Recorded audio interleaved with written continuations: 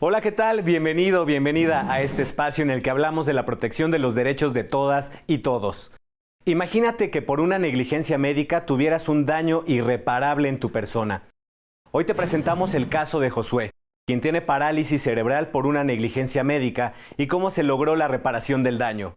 Mi nombre es Emanuel Saldaña. Quédate porque aquí te defendemos.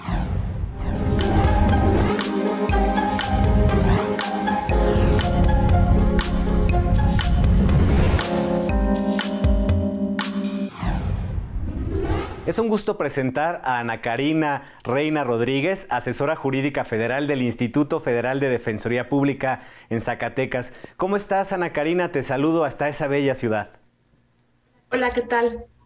Pues hoy nos tienes el caso de Josué, este chico que tiene parálisis cerebral y bueno, cómo se logró la reparación del daño a través de una estrategia legal. Antes de empezar a hablar de este tema en particular, me gustaría que nos dijeras y nos explicaras a toda la gente que nos está viendo qué es la reparación del daño.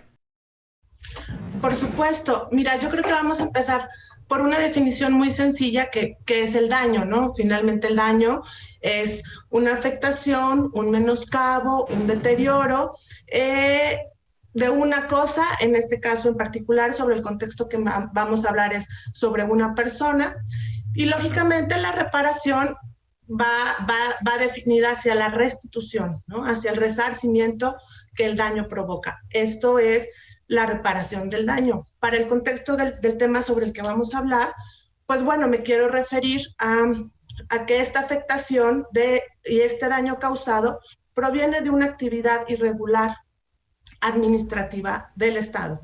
Entonces, esta es la característica del asunto sobre el que vamos a platicar el día de hoy. Muy bien, pues ya habiendo explicado esto, pues es momento de empezar a platicar del caso de este usuario, de su familia. Cuéntanos cómo es la vida de Josué y pues después de que sufrió pues este daño que es irreparable. Ya iremos hablando poco a poco de esta situación, pero primero platícanos cuál es la condición de salud de Josué. Claro, mira, actualmente Josué tiene 21 años. Cuando llegó al instituto para el inicio del caso, Josué estaba a punto de cumplir la mayoría de edad, los 18. Josué no camina, no habla, se comunica pues por algunos sonidos, balbuceos, por señas, pero sin embargo han logrado incorporarlo a la convivencia familiar. A José le gusta escuchar música, a Josué le gusta jugar videojuegos y estos han sido algunos de los instrumentos o de las herramientas que se han utilizado para poderse comunicar. Sabe hacer operaciones pequeñas, pero bueno, su limitación sigue siendo palpable y real, Así ¿no? es, sabemos pues que la parálisis cerebral pues causa afectaciones al sistema nervioso central y ya bien nos dices, pues las personas no se pueden mover por sí solas, ¿no? Muchas veces tienen afectación a su capacidad intelectual, a su capacidad de comunicación. ¿Cómo es la vida familiar de Josué? Bueno, desde que se suscitó su nacimiento, que fue desde ese momento cuando se sufre la afectación de parálisis cerebral Ujú. por hipoxia neonatal, así es como está diagnosticada.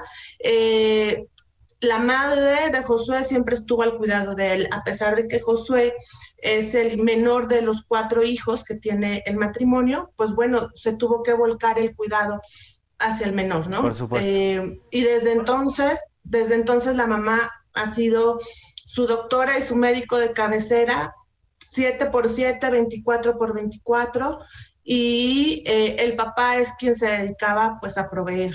Esa es la condición de la vida de Josué. Entonces estamos hablando de que Josué pues era un niño que se desarrolló sano en el vientre, que nació sano y una mala práctica médica en el hospital al momento del nacimiento fue lo que provocó que tuviera esta afectación a su persona. Así es, fíjate, como te mencionaba, es el menor de los 4 hijos, Ujú. fue el último embarazo de su madre. Desde el inicio, según me lo comentó cuando llegó con nosotros a la oficina, Ujú. había estado catalogado como un embarazo de cuidado, vamos, Ok. y entonces, El plan con el doctor era que hacia su final pues se realizara el nacimiento a través de cesárea, situación que no sucedió. La mamá de Josué ingresó por cuestiones de alta presión, que lo conocemos como preeclampsia, claro, como riesgo de preeclampsia. El 5 de marzo de 1999 estuvo ahí en atención y ella les comentaba que estaba programada para cesárea. Sin embargo, no optaron por realizarlo y la tuvieron en observación, le dieron medicamentos, rompió fuente incluso, pero el 8 de marzo de 1999 la regresan a su domicilio y le dicen que su hijo va a nacer el día que tenga que nacer. Claro. Hacia el 10 de marzo, estamos hablando 5 días después del primer ingreso, llega por urgencias al hospital nuevamente, solicitando que le hicieran cesárea, es ubicada en el área de expulsión y finalmente nace Josué por parto natural, pero sin líquido amniótico y con cordón umbilical enredado en segunda circular, ¿no? Entonces, y sin sin respuesta inmediata para respiración. Esa es la situación en la forma que nace Josué. Pues ahí está la situación que vivió Josué en su nacimiento. Y ahora, Ana Karina, quiero invitarte a ver la siguiente información para que sepamos un poco más qué es la parálisis cerebral.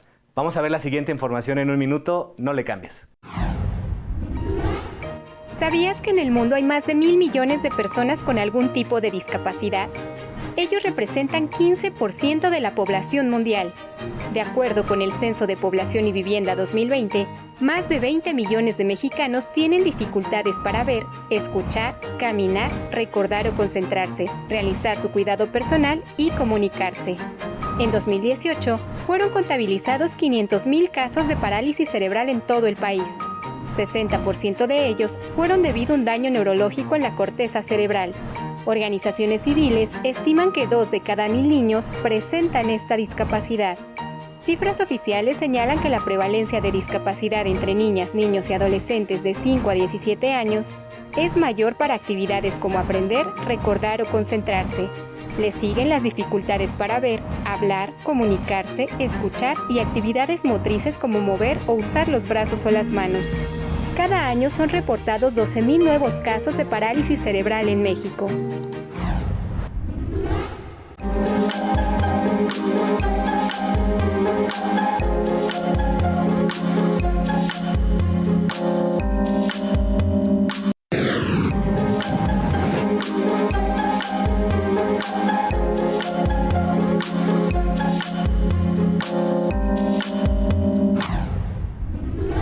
Ya estamos de regreso, gracias por continuar con nosotros. Ana Karina, pues ya nos planteaste la situación que vivió la familia de Josué y pues él mismo, ¿no? Pues él es quien padece esta parálisis cerebral. Y bueno, pues dices que tiene 21 años, ¿no? Tardó toda una vida para que las autoridades pudieran hacer algo al respecto de esta mala práctica médica que pues le causó este daño irreparable en su persona. ¿Qué decían las autoridades todo este tiempo? Fíjate que platicando con su mamá, sí me decía que inicialmente tocó puertas, insistía sobre una indemnización o una responsabilidad médica. Sin embargo, el encontrarse con la situación administrativa hizo que este anhelo se diluyera un poco y comenzó a ser más inminente e importante la atención médica de Josué, su rehabilitación, su medicación y todo el contexto que lleva el cuidado de una persona con parálisis cerebral. Entonces creo, y seguramente así lo platiqué con la mamá, en el camino la intención fue superando las necesidades prioritarias de Josué. Sin embargo, la señora siguió insistiendo y interpuso una queja, lógicamente, ante en este caso el seguro, y la queja fue procedente. Y en esa queja, que fue en el año de 2000, se determinó una atención médica de por vida a Josué por parte de la institución, por ejemplo, ¿no? Claro. Pero finalmente, los apoyos iban muy encaminados hacia rehabilitaciones, hacia pañales, leche, medicamento. y bueno, logró apoyo de instituciones dedicadas a este tipo de apoyo hacia las personas, pero es como te digo, esas fueron las situaciones que fueron enfrentando como familia. Claro, bien lo mencionas, pues las personas que tienen parálisis cerebral necesitan ayuda todo el tiempo para poder desplazarse, para poder comunicarse, para poder comer, ¿no? Y bueno, pues ya lo dices, es un gasto para la familia pues muy grande. Cuando llegan contigo al Instituto Federal de Defensoría Pública, ¿cómo estaba la situación? Mira, la situación era, y fue por este motivo, el padre de Josué había quedado sin trabajo, y entonces el servicio médico que recibían estaba muy vinculado a su característica de beneficiarios del padre, ¿no? Para tener acceso al seguro social. No obstante que tenían esa resolución de queja de una atención médica de por vida, ¿no? Finalmente. Entonces, esa era la preocupación y el motivo que llega la mamá de Josué con nosotros, señalando que esa era su preocupación, ¿no? En este momento obtener la atención médica para Josué en los casos que él tuviera necesidad. Entonces, esta era la situación o el motivo por el que llegó la mamá de Josué con nosotros. Y cuando llegan contigo, ¿cómo planteas tu estrategia legal para poder ayudarlos? Fíjate que te comento, en cuanto llegó, pues bueno, revisamos algo de documentación, la mayoría de la documentación que traían con ellos, y encontramos esa resolución de la queja que te comento. Sin embargo, es muy, por ejemplo, ellos tenían problemas en que les dieran la atención médica, porque tú sabes, cambian los enfermeros, cambian las administrativas, entonces cada vez que ella iba a la atención médica tenía que llevar su hojita y explicarles toda la historia, claro, para que la pudieran atender, y luego le decían, no, venga en una semana porque no me han dado respuesta, y terminaban yendo a un médico particular porque, bueno, la atención era necesaria, ¿no? Sí, por supuesto.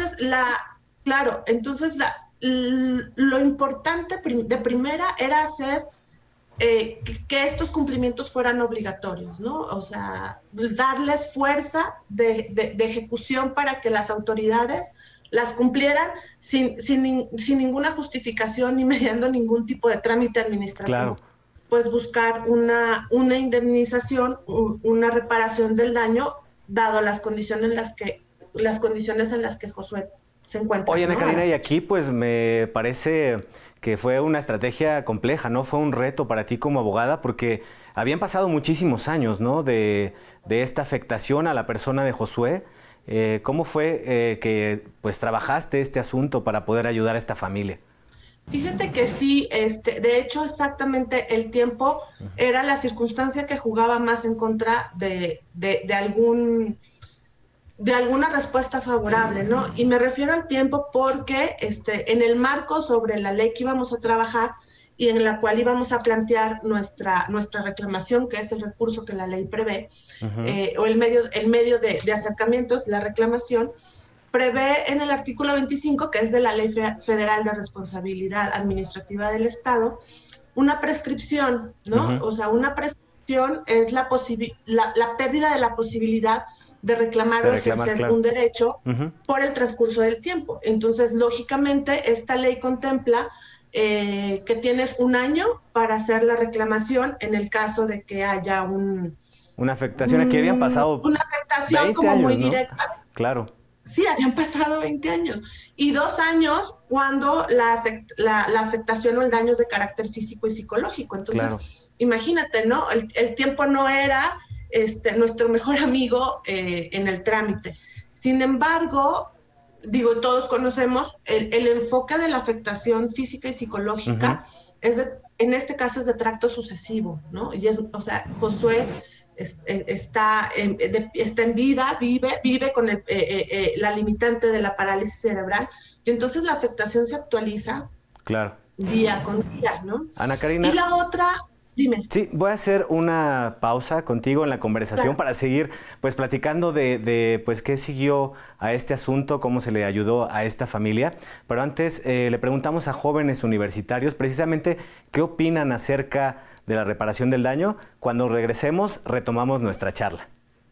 Por supuesto. No le cambies porque aquí también te escuchamos.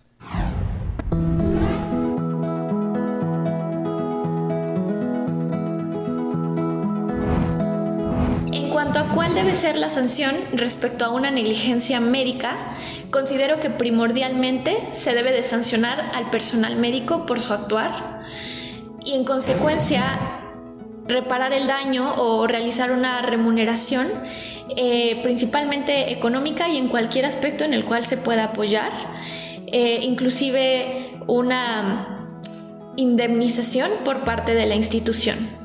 En cuanto a la negligencia médica y si esto debería acreditar alguna sanción, a mi parecer sí, ya que la salud es primordial para cualquier ser humano y si el médico o el personal médico no te está brindando una atención necesaria, a mi parecer yo creo que sí debería ser acreedor a algún tipo de multa, ya que pues le está faltando pues conciencia y más ahora en tiempos de pandemia uno tiene que cuidarse bastante y si el personal de salud no te brinda la atención necesaria, sí debería ser acreedor a este tipo de sanciones. Según la legislación penal federal vigente, ante una negligencia médica se impondrá una sanción de la separación del cargo de 2 meses hasta 2 años y, en definitiva, en caso de que sea reincidencia, así como la reparación del daño de los gastos causados por esta. Pienso que ante una negligencia médica, la sanción podría ser por varios factores, tanto legal como económicamente. Legal porque se tendría que estudiar la parte del doctor y de la misma institución, y económico porque tal vez por parte de los familiares no se puede contar con los recursos suficientes. Las sanciones para este tipo de delitos las encontramos previstas en nuestro Código Penal Federal. En su título 12º, capítulo 1 denominado de la responsabilidad profesional, el legislador es muy puntual en establecer las penas, que van de 3 meses a 2 años de prisión. Por su parte, el juzgador hace lo propio, ordenando la reparación del daño a todos los que resulten ofendidos de dichos actos. También valorará la posibilidad de suspender la licencia de médico de manera parcial o definitiva.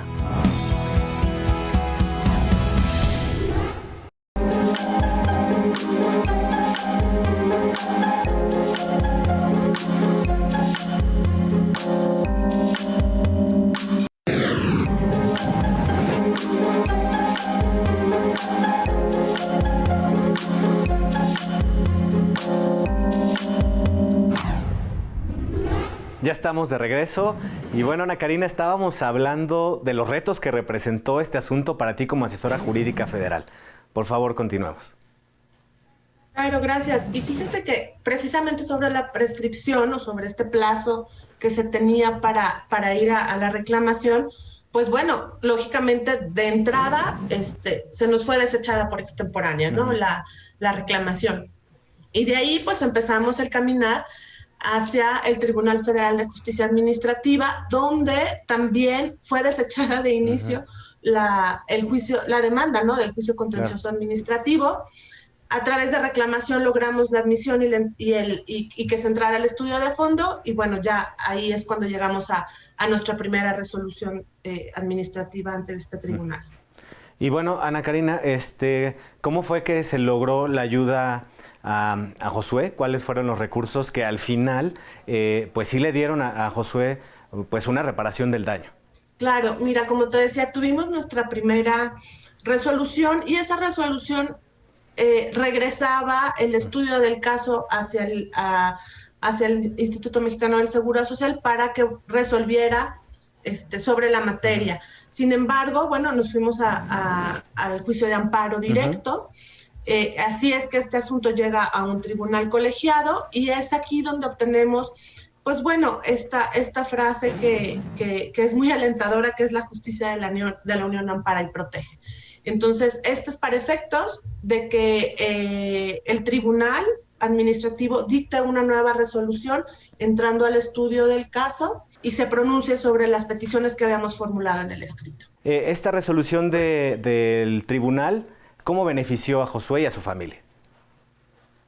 Fíjate que lo beneficia en el sentido de que marca el camino sobre el cual debe de resolver el Tribunal Federal de Justicia Administrativa, señalando que tiene que entrar al estudio, que no hay extemporaneidad por una garantía de retroactividad de la ley, y que entra al estudio de la indemnización, ¿no? Ese es el camino que le señala la sentencia, para dar cumplimiento. Y bueno, en la sala del Tribunal Federal de Justicia Administrativa emite su resolución bajo estas directrices ordenadas, porque esa es la característica, por el tribunal colegiado.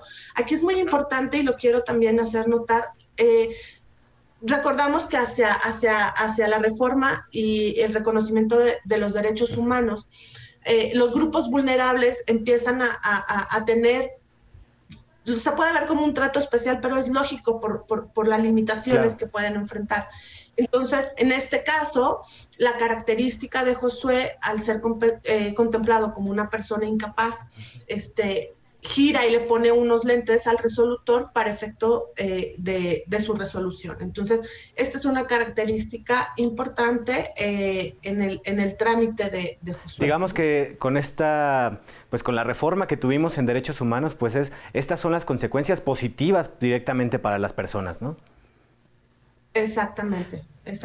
O sea, porque hemos hablado que esta perspectiva que se pide de género, de tutela hacia niños, niñas y adolescentes, son unos lentes o son un escalón para que el asunto tenga una visión diferente al momento de estudiarse. Ana Karina, y a manera de conclusión, pues quiero que nos digas, pues, ¿cómo se logró ya la reparación del daño?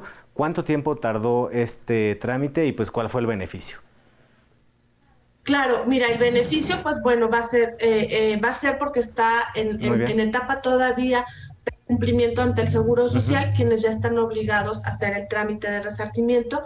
Y pues bueno, fue una resarción económica para la familia respecto al daño causado y una contribución de por vida respecto a la atención médica y a los gastos que vaya a presentar Josué. Muy bien, Ana Karina. Estos son los efectos de la indemnización. Claro, pues ahí está pues esta labor que realizan ustedes como asesores jurídicos, el impacto positivo que tiene en la vida de las personas, ya lo estamos viendo.